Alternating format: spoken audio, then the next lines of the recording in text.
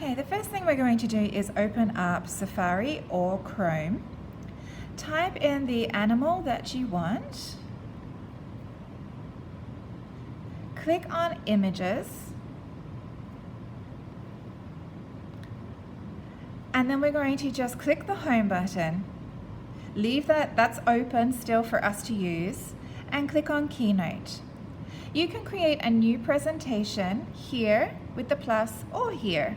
So we'll click the plus, choose a theme, and we're going with basic black or white. I'm going to do white. And a quick way, you can just click on the text boxes and delete to give you a blank canvas. Another way that's even quicker is actually to click the plus and choose your blank canvas. And then I just click on the first one that normally has the text boxes and delete. Now what we're going to do is slide your finger up, and the apps that were recently open are visible. That's one of the reasons why we started with Google or Safari. And now what we're going to do is hold our finger down, drag the icon up and across, and it's going to put it in split screen. Now we can click on the animal so that we can see it clearly. Choose one that's fairly clear that you feel comfortable tracing. And then we're going to hold our finger down on the image. You might want to save image in case you want to use it again. I often get my students to save it anyway so that they can access it. But now we can hold it down. It will slide, so it'll take a little practice. There we go. When you see the plus, drag it over to the Keynote.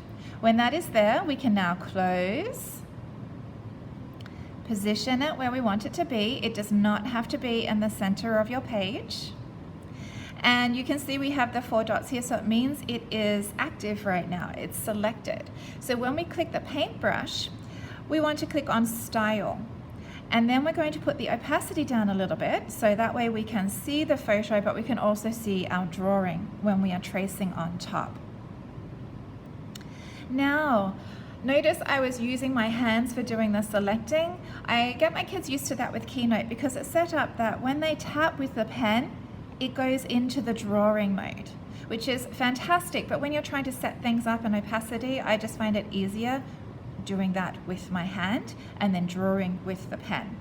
So what we want to do is select any one of these 3 here to draw with. I quite like this blue one here.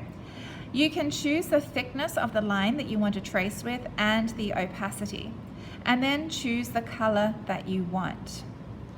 To move this out of the way, we can actually just slide it across with your pen or finger.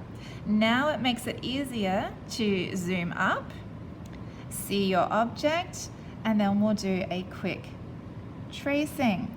Remember, we had already covered drawing skills in the class, so the students are now using this contour line drawing to really look closely at the shapes. Are the triangles really triangles? Is the head actually straight, or is it a little bumpy? So they're looking closely at the shapes.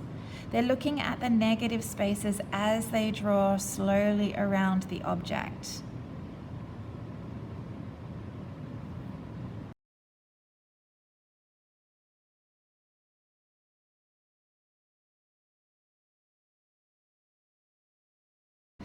Before we go any further, what we want to do is to use our fingers, tap the screen, move the photo across, tap and delete. Now we're going to move on to step 2. So we tap again to bring our tools back. This time we're going to be adding the color. Now the color could go inside your drawing, or it could just go outside. So we click the paint tube and choose your color that you want, and you can draw the shapes with the dotted line. Just draw looking at the dotted line, any random shapes. So with my students, we just used it as a decoration tool to make it more interesting and fun for them, and they loved using this. If you want to add colors inside your cat, that's totally fine, or animal. What you can do is actually, if you have it in closed shape, just tap and it will fill. If it's not enclosed, it won't do it. So now let's tap and see if it's enclosed. Yep.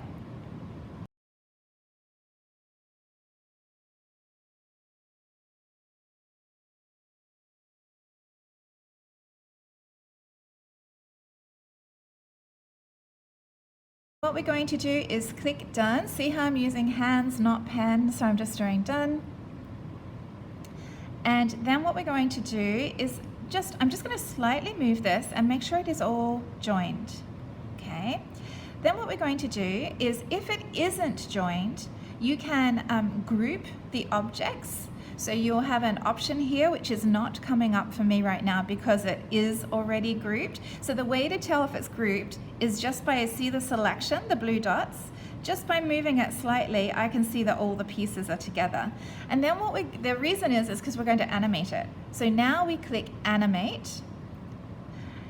There are lots of options in here, but we're going to cover the basic one, which we use a lot for GIFs. Add build in. And then all it is line draw. And it will give you a preview. I'm just going to click done. Okay, so you can preview it with the play button here, but what we're going to do is export it as a GIF. Now, you can export as images, so you'll notice some really useful things, which is where this becomes really, really handy for Keynote, especially on the iPad, is that you can do the GIF and you don't have that option on the Mac.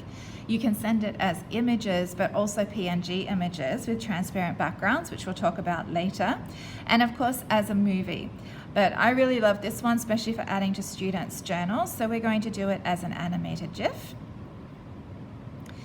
You can choose your size here. I usually go with large and just check the quality of it. The slide range is 1, but if you had multiple slides, you can have it changing from slide to slide to slide, in which case you would click here and you choose. It will have all the slides here and you choose which ones you actually want in the GIF.